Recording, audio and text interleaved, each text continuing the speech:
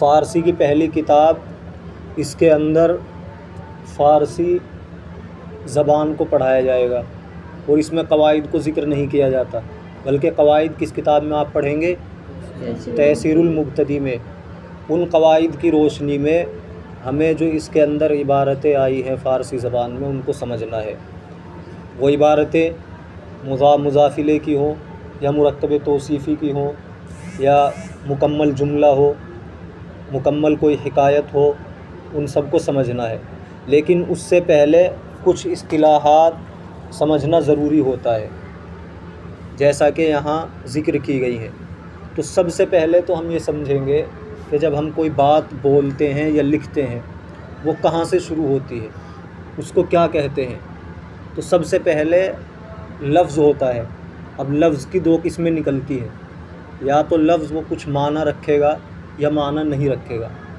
बहुत से लफ्ज़ ऐसे होते हैं कि उनका कुछ माना नहीं होता। मिसाल के तौर पे हम बोलते हैं कि भाई चाय वाय पी या नहीं, तो चाय के तो एक माना है, लेकिन वाय के कोई माना नहीं है, ऐसे बोल देते हैं बस।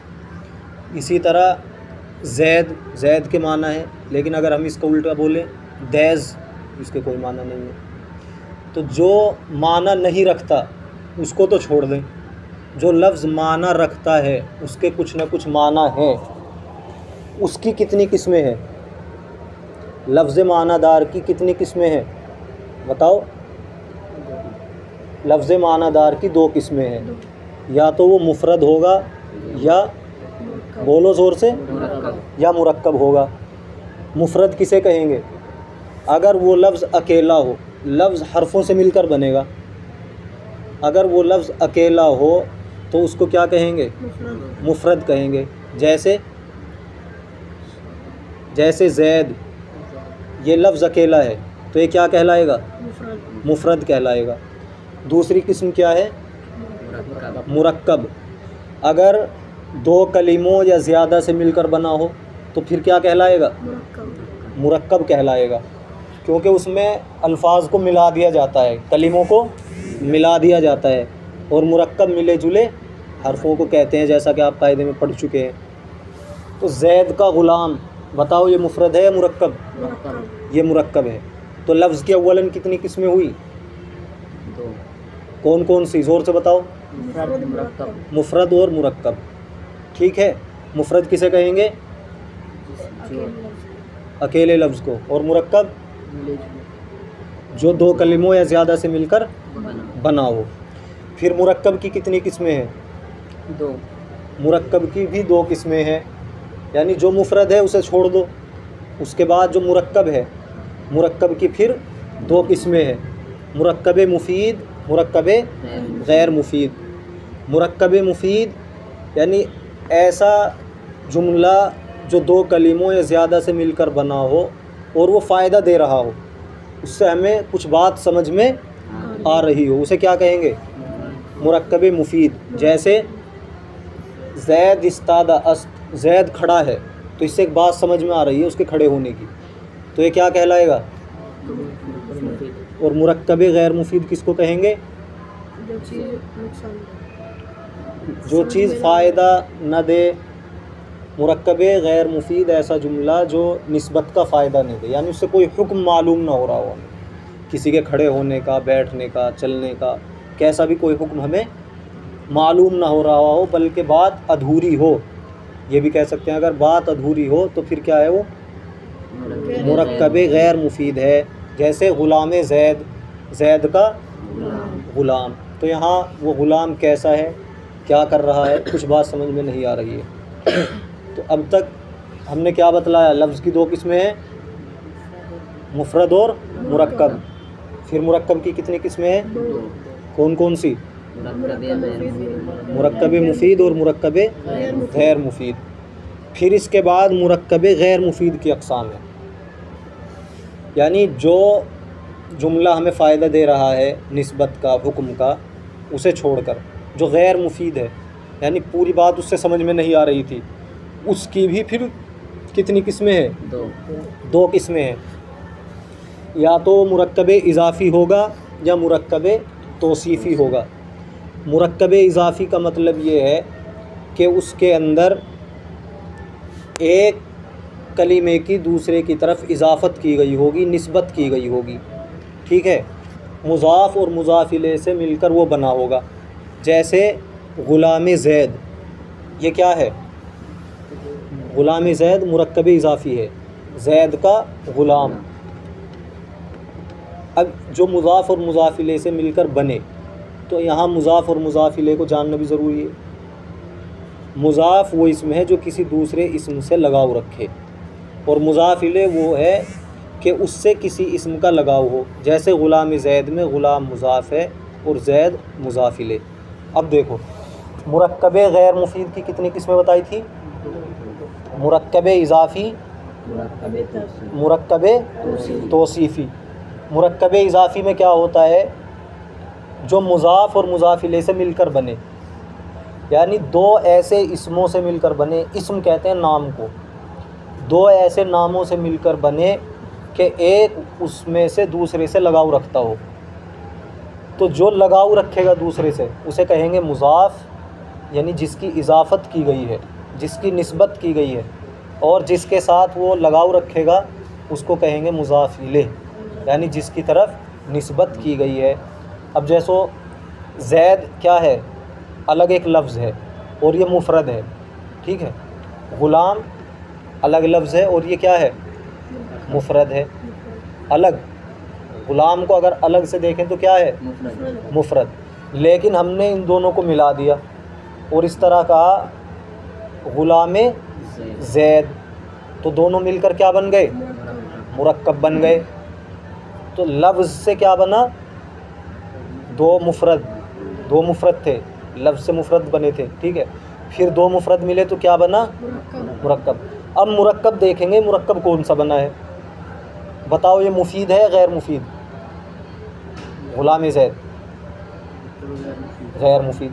जब ये गैर मुफ़ीद है तो अब गैर मुफ़ीद में जाकर देखेंगे कौन सा गैर मुफ़ीद है। गैर मुफ़ीद की दो किस्में हैं ना, मुरक्कब इज़ाफ़ी और मुरक्कब तौसीफ़ी। तो ये मुरक्कब इज़ाफ़ी है क्योंकि एक इसम की यानी ज़ैद की निस्बत की गई है, उसकी इजाफ़त की गई है दूसरे की तरफ, और वो दूसरा क्या है? ग़ुलाम।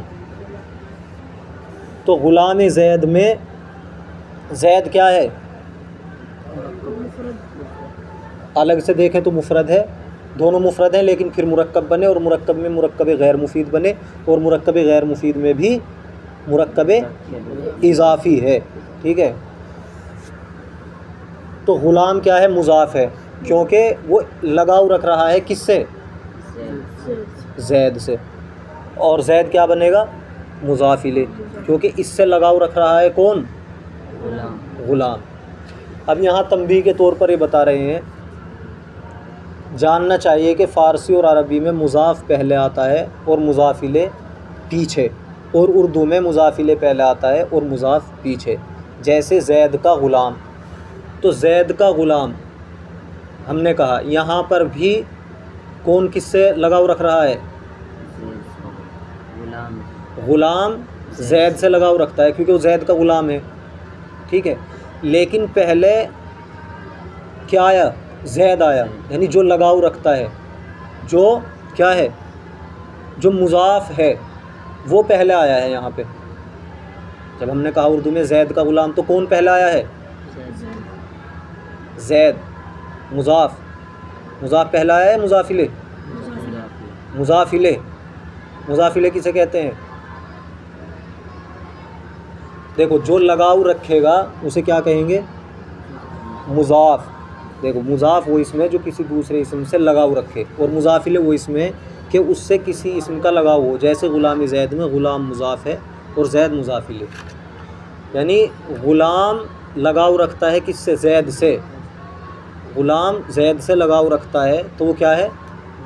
मुज़ाफ़ है, मुज़ाफ़, ठीक है। जो लगाव रखे वो मुज़ाफ़ होता है, ठीक है। जिसकी इजाफ़त की जाए और जिसकी तरफ की जाए वो मुज़ाफ़ इलैह होता है। तो यहाँ ग़ुलाम की इजाफ़त किसकी तरफ की गई है? ज़ैद की तरफ, ठीक है।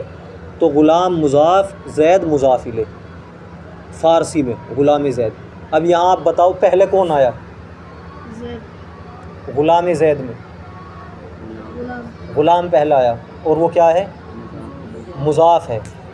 लेकिन जब हम उर्दू में इसको कहेंगे तो तर्जमा क्या बनेगा? ज़ैद का ग़ुलाम। अब पहले कौन आया? ज़ैद आया, वो क्या है? मुज़ाफ़िल। तो ये बात याद रखनी है, तंबीह से यही बताना चाह रहे हैं कि उर्दू ज़बान में मुज़ाफ़िल पहले आता है और अरबी और फ़ारसी में मुज़ाफ़ पहले आता है। तो ग़ुलाम ज़ैद का तर्जमा क्या करेंगे? ज़ैद का, हाँ, यानी उल्टा तर्जमा होगा, बस ये याद रखना है। अरबी और फ़ारसी में जहाँ भी मुज़ाफ़ मुज़ाफ़िले की तरकीब होती है, उर्दू में उसका तर्जमा उल्टा होता है, यानी पहले आखिर वाले का करते हैं। ठीक है, जैसे हमने कहा किताबु ज़ैदिन, ये अरबी में है, किताबु ज़ैदिन, तो किताब मुज़ाफ़ है, यहाँ ज़ैद मुज़ाफ़िले है, उल्टा तर्जमा करेंगे ज़ैद की किताब। ठीक है, उर्दू में पहले मुज़ाफ़िले आता है। इसे अगर हम फ़ारसी में कहना चाहें तो हम कहेंगे किताबे ज़ैद। फ़ारसी में जब मुज़ाफ़िले आता है ना, तो बीच में कसरा देते हैं, और वो कसरा क्या पढ़ा जाता है? मजहूल, मजहूल पढ़ते हैं उसे। जैसे ग़ुलाम ज़ैद, ग़ुलाम ज़ैद तो मजहूल पढ़ा गया ना। लेकिन अरबी में कसरा नहीं आता, कहीं कसरा आता है, कहीं ज़म्मा, उसमें तीनों आ सकते हैं मुज़ाफ़ पर, लेकिन यहाँ कसरा ही आएगा। फ़ारसी में किस पर? मुज़ाफ़ पर। मुज़ाफ़ के आखिर में क्या आएगा? कसरा आएगा। जैसे हमने कहा मस्जिद मदरसा, तो मदरसे की मस्जिद। ठीक है, तो ये समझ में आया। पहले फ़ारसी और अरबी में क्या आता है? मुज़ाफ़ या मुज़ाफ़िले? मुज़ाफ़। और उर्दू में? और मुज़ाफ़ मुज़ाफ़िले का तर्जमा उर्दू में उल्टा करेंगे, सीधा उल्टा करेंगे, यानी जो बाद में आया है उसे पहले बोलेंगे और जो पहला आया है उसे बाद में बोलेंगे। उर्दू में मुज़ाफ़िले पहले आता है और मुज़ाफ़ पीछे, जैसे ज़ैद का ग़ुलाम। और एक किस्म इज़ाफ़त की इज़ाफ़त मक़लूबी है, वो ये है कि मुज़ाफ़िले मुज़ाफ़ से पहले आए, मुज़ाफ़ के आखिर में अगर अलिफ़ और वाव और हा ना हो तो उसके आखिर कसरा होता है। जैसे ग़ुलाम ज़ैद मस्जिद दिल्ली, ग़ुलाम ज़ैद का तर्जमा क्या करेंगे? मस्जिद दिल्ली का तर्जमा क्या करेंगे? दिल्ली की मस्जिद, दिल्ली की मस्जिद। तो एक कसरा उस वक्त आएगा जब मुज़ाफ़ के आखिर में अलिफ़ और वाव ना हो। तो ग़ुलाम क्या है? आ रहा समझ में? नहीं, ग़ुलाम क्या है? और मस्जिद यहाँ पे, यहाँ देखो, मस्जिद दिल्ली में मुज़ाफ़ है ना ये भी। तो इनके आखिर में देखो, दोनों मुज़ाफ़ के आखिर में देखो क्या लफ्ज़ है? ग़ुलाम के आखिर का हर्फ क्या है? मीम। और मस्जिद के दाल। तो अगर ये मुज़ाफ़ के आखिर वाला हर्फ अलिफ़ और वाव ना हो, उसके अलावा हो, कुछ भी हो, तो फिर तो क्या आएगा? उस पर कसरा आएगा। समझ में आ रही है? यहाँ पर अलिफ़ और वाव नहीं है इनके आखिर में, तो इसलिए क्या आ रहा है? और अगर आखिर में अलिफ़ या वाव हो तो आखिर में याए मजहूल आती है, फिर कसरा नहीं आएगा, बल्कि क्या आएगा? याए मजहूल आएगा। जैसे किसी ने कहा दाना ए ज़माना बू ए गुल। दाना कहते हैं अक्लमंद को, दाना किसे कहते हैं? अक्लमंद को। ठीक है, और बू कहते हैं जो स्मेल होती है, यानी खुशबू जो सूंघने में आए। ठीक है, उसको क्या कहते हैं? बू कहते हैं। अब दाना और बू यहाँ क्या है? मुज़ाफ़ है, मुज़ाफ़िले? दोनों मुज़ाफ़ है ना। अब बताओ इनके आखिर में क्या है? दाना के आखिर में क्या है? दाना के आखिर में, दाना के अलिफ़। ठीक है, अलिफ़ है। और बू के आखिर में वाव। और अभी कायदा बताया था कि अगर मुज़ाफ़ और मुज़ाफ़िले, मुज़ाफ़ के आखिर में अगर मुज़ाफ़ का आखिरी हर्फ अगर अलिफ़ या वाव हो तो उसको किससे बदल देते हैं? याए मजहूल से बदल देते हैं। तो इसीलिए यहाँ पर याए मजहूल लाया गया है। दाना ए ज़माना, ज़माने का अक्लमंद, और बूए गुल, फूल की खुशबू। तो दाना के आखिर में हम ज़ेर लगा सकते थे, कैसे लगाएंगे? दाना के आखिर में ज़ेर लगा देंगे, बू के आखिर में नहीं लगा सकते, तो जहाँ भी मुज़ाफ़ के आखिर में अलिफ या वाव होगा उसके आखिर में कसरे के बजाय क्या करेंगे, या मजहूल लगा देंगे। ठीक है, ये भी याद रखना है। और अगर आखिर में हा हो तो उसको हमज़ा से बदल देते हैं, जैसे आमोख्ता ए ज़ैद, ज़ैद का आमोख्ता, आमोख्ता कहते हैं पिछले सबक को। ठीक है, तो असल में क्या था, आमोख्ता, आखिर में क्या था, गोल हा। तो गोल हा अगर आखिर में हो मुज़ाफ़ के तो उसके साथ क्या करेंगे, उसको हमज़ा से बदल देंगे, आमोख्ता से बना दिया आमोख्ता ए। ठीक है, तो एक किसकी बात हो रही थी, मुरक्कब इज़ाफ़ी की। मुरक्कब इज़ाफ़ी समझ में आई या नहीं? दो इसमों को मिलाया जाता है एक दूसरे से, एक की दूसरे की तरफ निस्बत की जाती है, एक दूसरे से लगाव रखता है उसमें। ठीक है, और ये किस किस से मिलकर बनता है, मुज़ाफ़ और मुज़ाफ़ इलैह से। मुज़ाफ़ किसे कहते हैं, जो दूसरे से लगाव रखे, जिससे वो लगाव रखेगा उसे क्या कहेंगे, मुज़ाफ़ इलैह। ठीक है, फिर उसका कायदा बताया कि मुज़ाफ़ के आखिर में क्या हरकत आएगी। तो अगर मुज़ाफ़ के आखिर में अलिफ वाव और हा ना हो तो क्या हरकत आएगी, कसरा आएगा। अगर अलिफ और वाव आ जाए या मजहूल आएगा, और अगर हा हो तो उसको हमज़ा से बदल देंगे। तो मुरक्कब इज़ाफ़ी हुई है, और मुरक्कब की कितनी किस्में थी, अव्वलन मुरक्कब की दो किस्में थी, मुफीद गैर मुफीद। फिर मुरक्कब गैर मुफीद की कितनी किस्में थी, दो, मुरक्कब इज़ाफ़ी और मुरक्कब तौसीफ़ी। समझ में आ रहा है? तो मुरक्कब इज़ाफ़ी समझ में आ गई। इसके बाद मुरक्कब तौसीफ़ी। मुरक्कब तौसीफ़ी वो है जो मौसूफ़ और सिफ़त से मिलकर बने।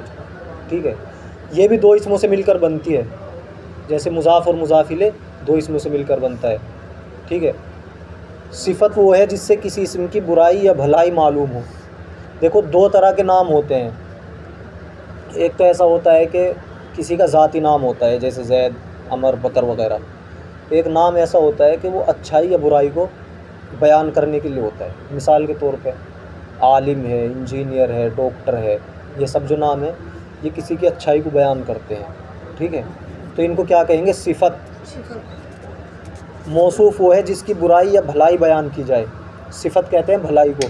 ठीक है, जैसे मर्द आलिम, तो मर्द मौसूफ़ है क्योंकि इसके सिफ़त बयान की जा रही है कि वो मर्द कैसा है, आलिम मर्द है, जानने वाला। आलिम क्या है, सिफ़त। मौसूफ़ कौन है, मर्द, मर्द आलिम। ठीक है, तो इसमें मर्द मौसूफ़ है और आलिम सिफ़त है। जैसे हम उर्दू में बोलते हैं, हमने कहा बड़ी मस्जिद, तो बड़ी होना तो क्या है, सिफ़त है, और मस्जिद ये मौसूफ़ है क्योंकि उसकी सिफ़त बयान की जा रही है, वो कैसी मस्जिद है। ठीक है, ऐसे ही इसको फ़ारसी में बोलते हैं।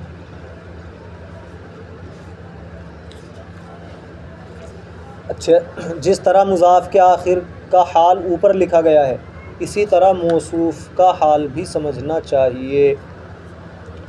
यानी जिस तरह मुज़ाफ़ के आखिर में अगर आखिरी हर्फ अलिफ और वाव और हा ना हो तो कसरा आता है, इसी तरह मौसूफ़ के आखिर में भी आएगा। और अगर अलिफ और वाव हो तो फिर या मजहूल से बदल देंगे, और अगर हा हो तो उसको हा से बदल देंगे। तो अब तक का सबक समझ में आया। सबसे पहले बताया था हमने लफ्ज़ की कितनी किस्में थी, कौन कौन सी, मुफ़रद और मुरक्कब। मुफ़रद अकेले को कहेंगे मुरक्कब, जो दो या ज़्यादा से मिलकर बना हो। ठीक है, जैसे ज़ैद मुफ़रद है और ज़ैद का ग़ुलाम मुरक्कब है। फिर मुरक्कब की किस्में बताई थी, मुफ़रद छोड़ दो मुरक्कब पर आ जाओ। मुरक्कब की कितनी किस्में बताई थी, क्या क्या, मुरक्कब मुफीद और मुरक्कब मुफीद किसे कहेंगे, जिससे कोई फ़ायदा हो, बात समझ में आ रही हो। जैसे ज़ैद खड़ा है, ज़ैदुन क़ाइमुन, अरबी में ज़ैद खड़ा है, और फ़ारसी में ज़ैद इस्तादा अस्त, ज़ैद खड़ा है। तो ये क्या है, मुरक्कब गैर मुफीद, जिससे पूरी बात समझ में न आ रही हो। जैसे ग़ुलाम ज़ैद, ज़ैद का ग़ुलाम। अब यहाँ पर मुरक्कब मुफीद को छोड़ दो, मुरक्कब गैर मुफीद की किस्में निकालो। फिर मुरक्कब गैर मुफीद की कितनी किस्में थी? कौन कौन सी? मुरक्कब इज़ाफ़ी, मुरक्कब तौसीफ़ी। मुरक्कब इज़ाफ़ी, मुरक्कब तौसीफ़ी। मुरक्कब इज़ाफ़ी जो मुज़ाफ़ मुज़ाफ़िले से मिलकर बने, यानी एक इसम दूसरे से लगाव रखे, ठीक है। तो इसमें मुज़ाफ़ पहले आता है, जो लगाव रखता है वो पहले आता है, और जिससे वो लगाव रखता है वो बाद में आता है। जैसे ग़ुलाम ज़ैद, ज़ैद का ग़ुलाम, उर्दू में तर्जमा आखिर से होगा, ठीक है, उल्टा तर्जमा होगा। शुरू में क्या आएगा फ़ारसी में? मुज़ाफ़ या मुज़ाफ़िले? मुज़ाफ़। और उर्दू में मुज़ाफ़िले। फ़ारसी और अरबी में मुज़ाफ़ पहला आता है। दूसरी किस्म क्या थी? मुरक्कब तौसीफ़ी। वो मौसूफ़ सिफ़त से मिलकर बनता है, यानी उसमें भी दो इसम होते हैं, दो नाम होते हैं, ठीक है। एक तो बुराई या अच्छाई को बयान करता है, एक वो होता है जिसकी अच्छाई या बुराई बयान की जाती है। जैसे मुरक्कब इज़ाफ़ी में बताया था, एक इसम तो लगाव रखता है, एक वो होता है जिससे लगाव रखा जाता है। इसमें एक तो बुराई बयान करता है या अच्छाई बयान करता है, एक वो होता है जिसकी अच्छाई या बुराई बयान की जाती है, ठीक है। तो सिफ़त तो वो है जिससे किसी इसम की बुराई अच्छाई बयान की जाए, और जिसकी बयान की जाए वो मौसूफ़ है। जैसे हमने कहा मर्द आलिम, जानने वाला इंसान, जानने वाला मर्द। तो यहाँ पर दो इसम हैं, मर्द और आलिम। किसकी बुराई या भलाई बयान की जा रही है इसमें? मर्द की, मर्द के बारे में बयान किया जा रहा है ना, वो कैसा है। तो ये मर्द तो बनेगा मौसूफ़, ठीक है। और जो इसम उस अच्छाई या बुराई को बयान कर रहा है, बता रहा है कि कैसा है, वो क्या बनेगी? तो वो क्या है? आलिम, नहीं जानने वाला है। और फिर इनके आखिर का कायदा आपको बतला दिया, मौसूफ़ के आखिर का भी और मुज़ाफ़ के आखिर का भी, कि अगर आखिरी हर्फ अलिफ वाव और हा ना हो तो उस पर क्या आएगा? कसरा आएगा। और अगर अलिफ और वाव हो तो याए मजहूल, और अगर आखिर में हा हो तो उसको हमज़ा से बदल देंगे। याद हो जाएगा? अभी जाओ और इसे आपस में याद करो पूरे को, पहले देख के पढ़ो, फिर आपस में मुज़ाकरा करो, सुनाओ एक दूसरे को, एक दूसरे से पूछो कि भाई लफ्ज़ की कितनी किस्में हैं, वो बताए लफ्ज़ की कितनी किस्में हैं। फिर पूछे मुफ़रद और मुरक्कब में से मुरक्कब की कितनी किस्में हैं, कौन कौन सी हैं। फिर उसके बाद वाला सवाल करें। तो इस तरह हर एक के याद होना चाहिए।